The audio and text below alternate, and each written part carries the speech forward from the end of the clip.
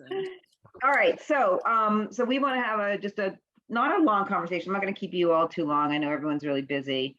Just I sent you a couple of questions that I thought we could start off on the conversation just based on Yoruba's film and the current day and your mom. And so I just wanted to start out, first with Yoruba asking, why this film? Like, and what does it mean to you?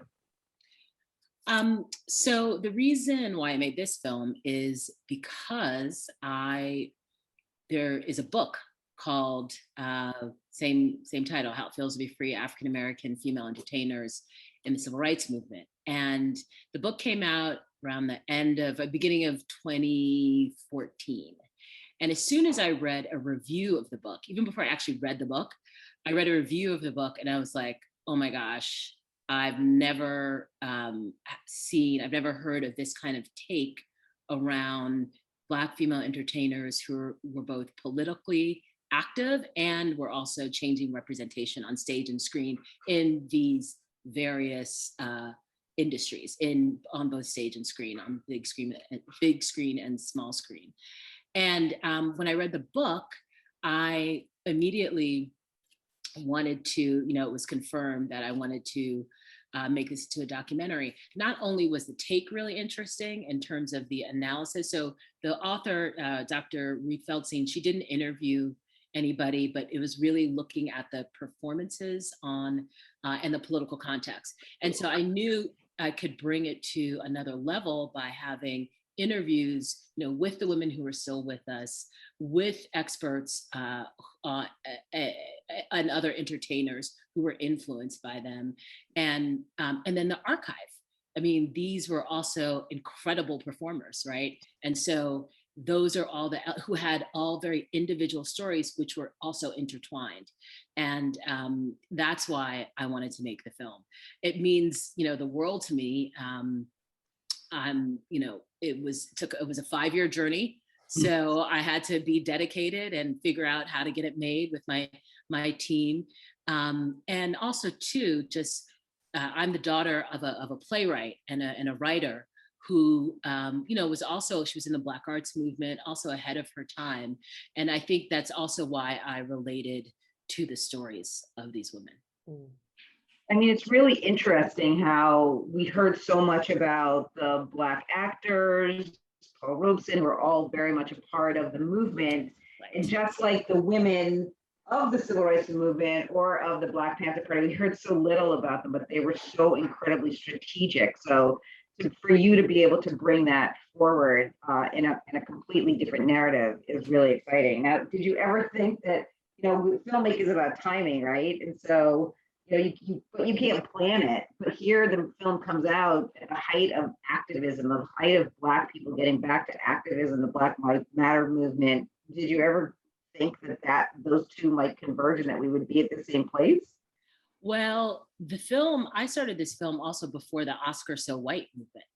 And so each year it gets more and more relevant. I mean, that's probably not the best commentary on race relations in this country, but each year it gets more and more relevant. So it wasn't surprising to me that we are at this time. And also too, with the proliferation of Black storytelling that we are seeing in a way that, we've never really seen in our lifetimes, even though it's still such a small, in terms of total industry time. But so it wasn't surprising to me. And I'm just happy that, this film could be, part of that conversation. Yeah, I mean, I think it is so important. And Suzanne, so did you have these conversations with your mother about, I'm sure in the civil rights movement and what or maybe not. I know that, oftentimes people don't talk about it, but I'm wondering later in her life, did she discuss it and talk about it? And how did you have conversations about maybe we've really not come that far? Yeah, you're right. The second part of what you said, they often don't talk about it. And, it's like Holocaust survivors in a way. I mean, they don't talk about it. And my mother left me all this handwritten and typed out material that was very interesting that she chose to do it after, have me see it mostly after she passed away. We didn't talk about that either. And for whatever reason, I think part of the mentality was, I'll give them education, I'll give them exposure to the world, you know that, and then they'll be armed. And then I think she was watching near the end of her life, the Trump administration, and she's watching news, as people do, as they start sort of pulling in a little bit more in the latter part of their lives. And she's getting all of this horrible information about the state of America. And unfortunately, the activism we see today, I don't know that she fully grasped that there was this other thing happening, that we were, you know, with that younger generation. So I was a little sad about that, because I felt like if she could just also see that it's igniting a generation, and there was, one might even say, a little complacency in my generation, those of us who were comfortable, you know, we had the umbrella of the civil rights movement work and the benefits of it, and didn't really sometimes understand how you have to keep that moving forward. And then we are awakened if we had forgotten. And so my mother, I think, was a little horrified by the state of America near the latter part of her life, and always inspired by young people. I will say she was inspired by one thing, though. Hollywood was the Black people in Hollywood, the Black and brown folks, were waking up to something, which is that they were stronger together. Coalitions were really important. And if you're a Black actress, a working Black actress, not a star, but a working Black actress, and someone makes an offer and it's below par, it's below what your white, you know, contemporaries are getting, and you organize with the other Black actresses who would be getting that offer as well, you're in a better position. And your agent may not suggest you do that. It's on you. So I think what we've been witnessing is an awareness of a deeper awareness of how the machine works. And that's in music, in acting, you know, on small screen and large screen. And Black people are beginning to say, okay, wait a minute. You know, they own too much of our stuff. They pit us against one another. We're more powerful in larger numbers. How can we, you know, make sure if we're above the line people, that the below the line people who are Black and brown have some muscle? Maybe we can be part of that muscle if we're above the line people. There's a lot more conversation like that going on, and actions. And she did witness some of that, and it moved her deeply. She was really happy to see that. And a few people can greenlight films. That's right. And I think also too, just to add on, I mean, we've seen some powerful examples of that. Michaela Cole, I Will Destroy You, you know, she talked about how she turned down $1 million from Netflix because they wouldn't let her keep any of her copyright of the show that she was writing and creating. And that, I think those examples, so what you said, you know, that we start to see of Black women, and also seeing the commercial viability, I mean, of these programs that we're creating, you know, that gives her the power to say no. Right. So yeah, our stuff sells. People will watch us. Yes. We export our music overseas, and we fill stadiums. So how different is it to walk over and step into a movie theater and see us? Not very different. So don't sell overseas. Yeah, I mean, I think, and that's what I was going to ask too. I mean, it's really interesting to think that in 1962, the NAACP was like, we have to integrate. We need more people of color. We need more cameramen. They were saying cameramen at the time because they probably weren't cameramen, but just more people, you know, below the line, but it didn't really stick, right? It didn't have, it wasn't able to, that movement wasn't able to move to the point where it is now. So you have people like Ava and other people that are making sure that, you know, Black people are directors, women especially, and do you both sort of, because you're both here, you're both in this business, is this a trend or is this going to stick? Is this something that we can hopefully say, yes, we're here, and now we're just moving to the next step to get more people in? Well, I know amongst my colleagues, we are like, I hope this sticks and expands. There's no guarantee, but I think you know, I do think technology, obviously, which has changed the game for storytelling, both fiction and nonfiction. I mean, that's here to stay, right? So there's going to be content, a demand for content. And we're really seeing it, we're seeing it in both genres. And in big screen now, question is, what is big screen now? Like, what does that mean? How will, so there's all these sort of changing things around the industry, which, I think is benefiting us and hopefully will continue to benefit us.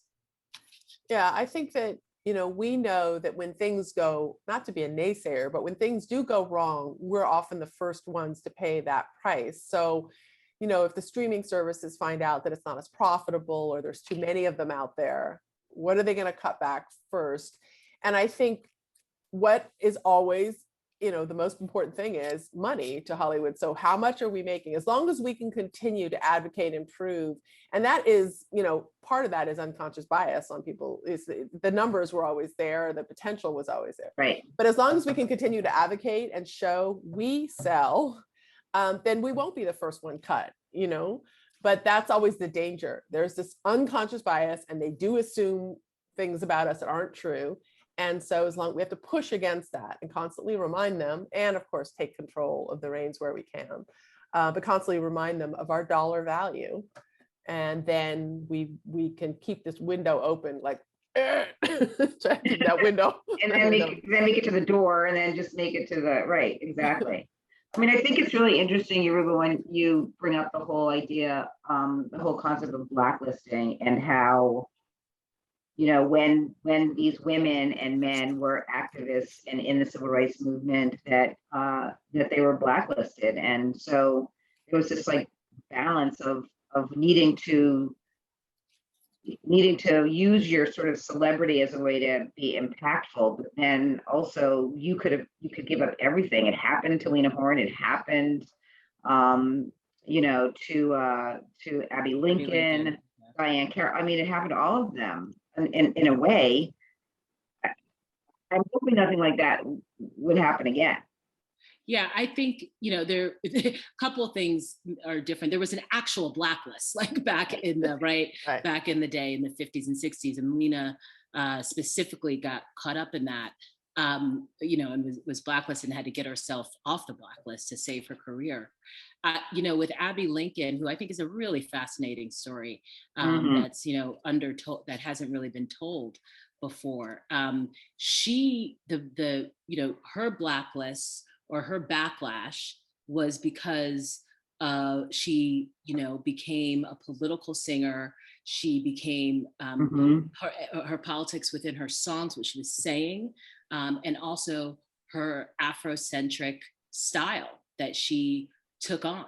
And that was threatening to not just white people, but to Black people as well. Nina Simone as well, when she, not only did she sing Mississippi Goddam on national television and, in response to the bombings of the Four Little Girls and Medgar Evers, but she then sang Four Women, which talked about the, Black women's experience, in their body, in their skin tone, in their hair. And she was banned from a lot of Black radio. So these, with your mom, she got backlash from Julia, from Black people, because she wasn't being, so that's one of the things that I discovered in making this film, that all of these women faced backlash, and the risks they took in their careers. And some were actually on the blacklist, and some were actually faced backlash from not just the white community, but the Black community as well. Yeah. Right. I mean, Suzanne, your mom, and I didn't say at the top of the interview that your mom is Diahann Carroll, and Yoruba Richen is the director of Feels to Be Free. But yes, did your mother ever talk about that? Because I love the way you put that in the documentary. Also, you were about dark skin versus light skin, and how Birth of a Nation and Gone with the Wind sort of perpetuated this horrible image of darker women, and and it sort of has carried through. And so then Julia comes along, Diahann Carroll comes along, and she's got the fallout from that, from creating a character that, sort of like when the Cosbys came in, right? It was like, that's not real. That's not real. It's like, no, we're not a monolith. So did she talk about that? I mean, she talked about it publicly a lot. You know, she talked about, what she didn't discuss was the level of stress, the toll it took on her body. I didn't even know that.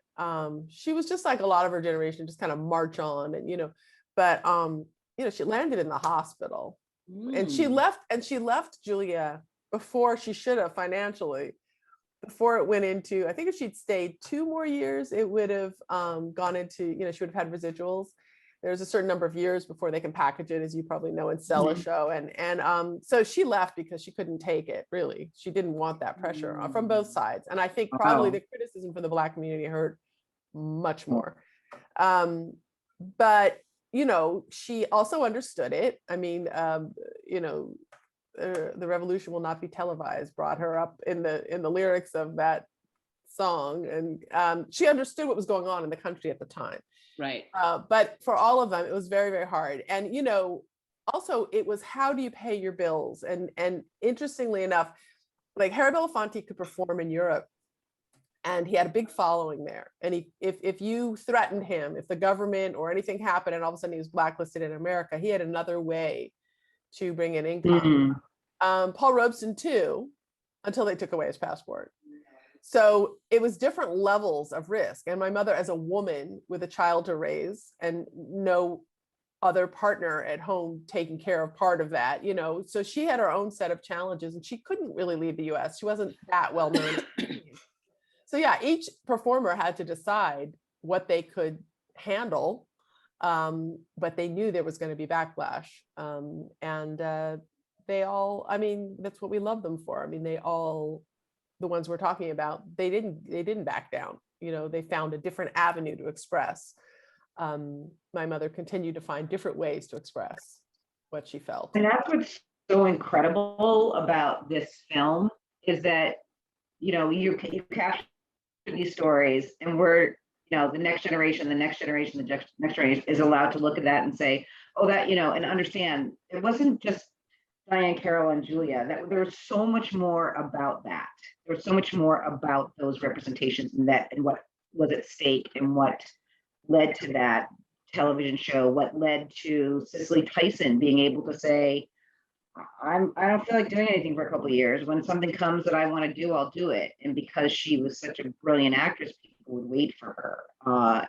And that she sort of shed that stereotype as well.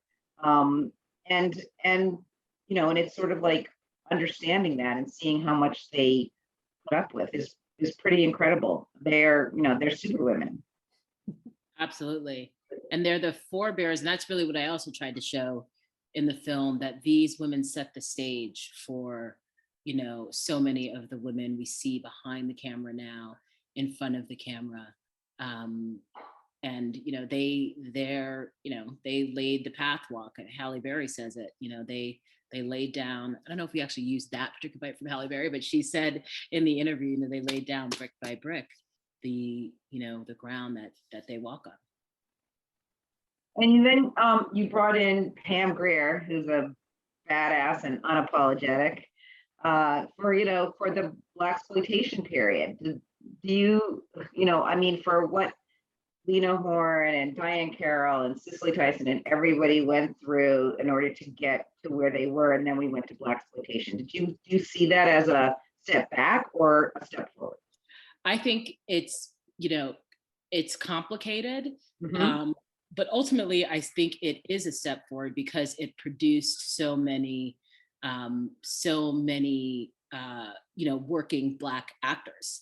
And I think and even Lena Horne said in an interview, she said, we can criticize it, but a lot of people aren't working now who were working during the Blaxploitation period, and we've also, in the way that those were stereotypes for sure, like there's no way we can, deny some of those. And especially as it got more like co-opted, in the 70s and late 70s. But we've also, as we do as a people, we've retaken those imagery, that imagery and that music, and use it to our own, for our own, in our own culture, in our own way, in our own, what the specific style and verve and music, look how hip hop has sampled so much of that music and used so many of those iconic characters. Right. So, and then we give, I think Lena Waithe's line says, if Blaxploitation gives us Pam Grier, I'll take it any day. Right. No, exactly. So, but it's, again, it's that tension that we tried to show in the film. I didn't even know that Cicely was had such a critique of Blaxploitation. And, right. We kind of showed that back and forth in the Pam Grier section. Right. And that's what was really interesting. And that's why I was saying you have these that they stood on their shoulders. And now, and then Blaxploitation came in. So that's why I was really interested in that. And what about your mom, Suzanne? What was her take on black exploitation films? Trying to remember what she would have said. I'm sure it was what you said. It was a mix. I think she liked seeing those strong women. I think she was very aware that people were getting jobs. She didn't like the fact that Hollywood exploited female bodies, and it had from the very beginning of her career. And she was very sensitive to that because, she was brought up with those kind of middle class Black morals, right? Middle class, Black family thing. And it meant so much then because her parents had come out of the South, landed in Harlem, and they were acutely aware of all the negative stereotyping. And so they would have wanted to present a certain image. And but she grew as the country developed, right? So her career spanned like 7 decades. So she went through the women's movement. She went through the civil rights movement. So like any human being who's awake, she grew. And so a lot of that worry about are we fitting into, I think as she got older, it just started shedding off of her, and also, of course, there was a fiery person in there or she wouldn't have been as successful as she was. So part of her was like, I don't really care if you all like this because you all do whatever is successful and makes money. And so let us go through these periods with our evolution in the film industry as well and figure ourselves out just as you do. There's a little bit of that, like, you don't need to tell us, we'll figure it out. Love it. I mean, it's true. It's the sense. It's having the sense of power. Really, they all did, and they all, whether it was a fight or not. But you're right. They spanned career. They spanned, years, generations, and even working into their 80s and their 90s, and to be able to be there and to be mentors and have people be able to look up to them and say, they did this, I'm going to do that. And I feel like, today we have a lot more agency, that we have a lot more power than we think we have, and the ability for us to create stories and then get those stories in places where that wasn't possible years ago. We would never have been able to do it without them. Absolutely. They're a great example for us. There was just, it was kind of like, why not? Because they had to put that much on the line. What choices did they have? If my mother wanted a career in the industry, she had to believe in herself and be fearless and not listen to, she had to imagine herself. She had to create herself. And that's a good model for all of us, to not buy into this idea that there's one way we can be Black or there's a limit to where we can go. But those people did it because really, what choice did they have? That's how they saw it. Like there was no door opening. So they had to kick the door, that's just the way it was. So it made them fearless, which we all love. And a great example, I think, of that with your mom is how she created her dynasty character, what she said she wanted it to be. And, and it's an iconic role. It's an iconic character. It's like, oh my God, that was so much fun in editing this film, is watching those old dynasty scenes, I grew up on that, I remember it was a big deal when she was on. My mom and I would watch Dynasty together, and it was a huge deal when she came on. It was like, whoa, this is Diahann Carroll playing, the foil to Joan Collins. Right. Like, how incredible is that? Yeah. And the creators, I think Esther Shapiro was the woman, she and her husband, I think, created it, but they wanted already to put older women in positions of power and to show that they had sexuality. and they talked about homosexuality on that show. They did broach, it's surprising, but they pushed a lot of boundaries on the show, except they hadn't touched this one until my mother came along. And and her point was, you can figure this out. There's a way to have a Black person be a part of a wealthy dynasty. Just work on it. It's not a worker. Yeah, come on, you can do this. We believe in you. Servant. Yeah. And then she said, and then they literally said to her, well, how do we then write you? How do we write for you? What words can we put in your mouth? Wow. That's what the segregation of this country has managed to do, is they literally look at you like an alien, like, what are you going to say once we put you on the show? But they didn't think that, we can hire a Black writer. No, even back in Julia days, they had to push for that. Yeah. Who could work on the show. Yeah, there was that. That would be one solution. And then the other solution was just write the thing. As she said, I'm a human being. Because I can say anything. I can do it. Like, my words are your words. Right. Write me like a ruthless white man. I might deliver them exactly. That's what she said. She said, write me like a ruthless white man and I'll take care of the rest. That's right. Don't worry about it. Just like, and that's exactly what they did. And it just seems like so obvious, but it's not to people who have been, in a bubble. But anyway, so that's why that was iconic. And the fact that they were older. And and the great funny lines about, oh my gosh, I need two love really that sweet show.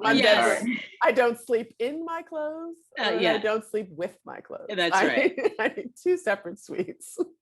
But the thing is what I love too about their careers, all of these people, is that different generations know them from different things, right? We have a generation that adored her from Julia, and then a generation that adored her through Dynasty, and that's what these women have given us too. But these documentaries are important. That's what I said. Yeah, people forget. And let's not forget. I just have to put in, Claudine. I discovered that film through making this film, and what was going on, and some very serious derision of Black women on welfare at the time. And Claudine really was a antidote to that. We've had the Moynihan report. We had the Moynihan report, fully realized, funny, sexual, so that was a groundbreaking. And of course, she was nominated for an Oscar too. Yeah, she was. And they said to her, they didn't think she could do that. The only reason she got that role was because her dear friend, Diana Sands, who pushed for many, many, many years to get that made as an independent movie, had breast cancer and passed away. And she suggested my mother, and at first they were doubtful that someone glamorous could, it's ridiculous. And she said, I'm an actress, but also I grew up in Harlem. Said, I saw people like this. Right. And I do have a range. I'm an actress. I'm an actress. And poverty does not make you lack unattractive, lack elegance, lack brains. We demonize the poor in this country, no matter what color you are. And that's a sickness because, so she said, I grew up around people who were as elegant as can be on a very tight budget and who had a sense of themselves and who had love affairs and all that. So I'm going to make her a three-dimensional character, surprise, and she's not going to fit into your stereotypes. And it was an indie film, so she was able to do that. Thank God for indies, right? Thank God for indies. Thank God for indies. So what are you all doing now to sort of, think about keeping this movement going, not just Black women, but Black people, and supporting and raising awareness and understanding so that all of this can be viewed and seen by next generations who, young actresses and directors who are out there saying, I want to do this, and they can look back and say, I guess I can do it. Well, I am working on a few different projects, which are all, focused on the African American experience. The one that I'm working on right now is a piece for Frontline that I'm co-directing about an unresolved civil rights murder in Natchez, Mississippi in 1967. And the film is part of a big project that Frontline is doing about these unsolved murders that were all during the civil rights movement, that were supposed to be reinvestigated under the Emmett Till Act, and which was passed in the mid-2000s and have not led to any prosecutions or accountability.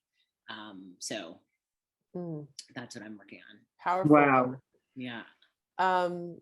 So, and also your other film, which we should mention, is going into Tribeca, right? Yes, Right. yeah. So my film, so that came out last year. The sit-in, Harry Belafonte hosts The Tonight Show. It's streaming on Peacock, but we were supposed to premiere Tribeca last year, of course, shut down, and now we're having a screening on Juneteenth. That's Yeah, very very exciting. That's Yes. very exciting. That's an important part of history that America Yes. doesn't know. Absolutely. When Mr. Oh, Belafonte yes. took that was over and put incredible doc. Oh my Baldwin on gosh. all the greats. Yeah. He just did so much with that. I'm working on 3 projects. They are all, at this point, they're all in various ways around my mother's legacy. It's time to do it, so I'm trying to grab that Yeah. moment. One of them is like a biopic feature film kind of thing that I Nice.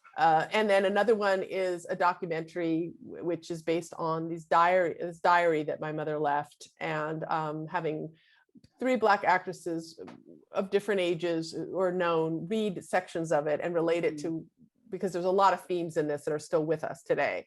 And my mom was searingly honest in these and funny in this diary. And so I'm using it. And there's also a bit of a mother-daughter story in it.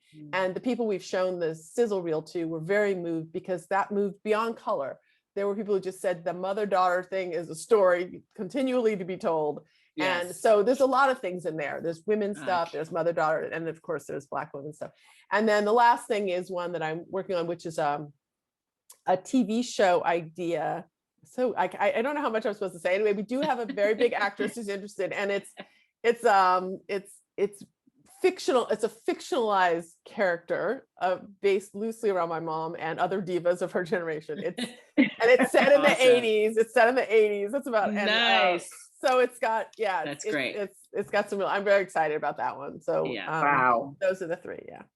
Awesome. And I can't wait to see them.